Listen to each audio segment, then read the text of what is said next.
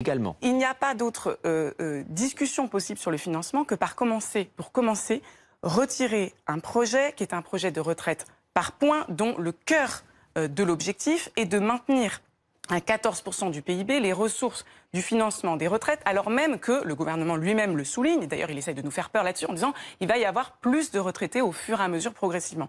De même, pour l'âge pivot, il n'y a pas de sens à dire que l'on modifierait, que l'on pourrait aménager l'âge pivot, voire même que l'on pourrait le retirer à partir du moment où dans la retraite par points, vous avez, il suffit de regarder le rapport de Levoy, un âge d'équilibre qui ne cesse de reculer de génération en génération. C'est au cœur même du système de la retraite par points. Vous pouvez dire fictivement aux gens, vous pourrez repartir à la retraite à 62 ans, mais ce que vous leur dites, c'est qu'en réalité, ils ne pourront pas toucher de pension digne à cet âge de départ à la retraite et qu'ils seront obligés, selon leur génération, de reculer toujours plus l'âge de départ à la retraite ou de voir toujours plus leur pension diminuer. C'est contraire aux engagements d'Emmanuel Macron au moment de la présidentielle.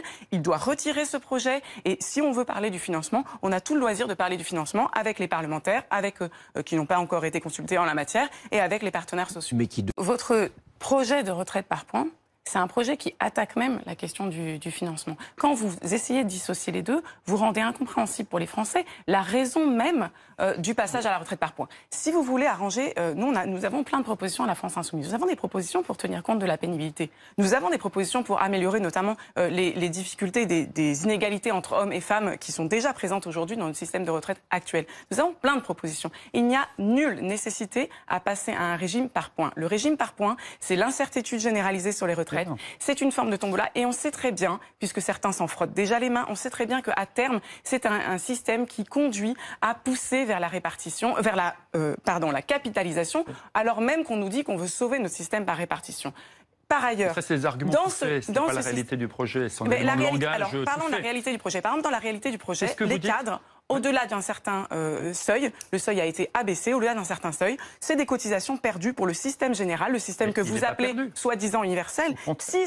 Ce sont des cotisations perdues et ce sont des cotisations qui iront où? Qui iront dans les fonds de pension privés. Et ça tombe bien parce que vous avez fait adopter une loi qui permet de défiscaliser encore plus le fait de cotiser à des fonds de pension, des fonds de retraite privés et le fait également de toucher sa retraite privée à la fin. Donc vous avez mis en place un système dont d'ailleurs BlackRock se félicitait qui permet de faire peser sur le contribuable le fait de passer pour les cadres qui auront un niveau de salaire élevé, mais aussi pour les gens qui seront incertains sur leur retraite et qui auront envie de mettre des sous de côté, de passer à un régime par capitalisation. On va poursuivre ce débat. Vous êtes là. Écoutez, moi j'ai déjà hâte de savoir si on a 75% des Français qui vont se déclarer dans le prochain sondage tout à fait favorables à cette magnifique conférence de financement dont on ne sait pas combien de temps elle va durer, dont on ne sait pas quel rapport elle entretient avec ceux contre quoi 75% des Français sont mobilisés aujourd'hui.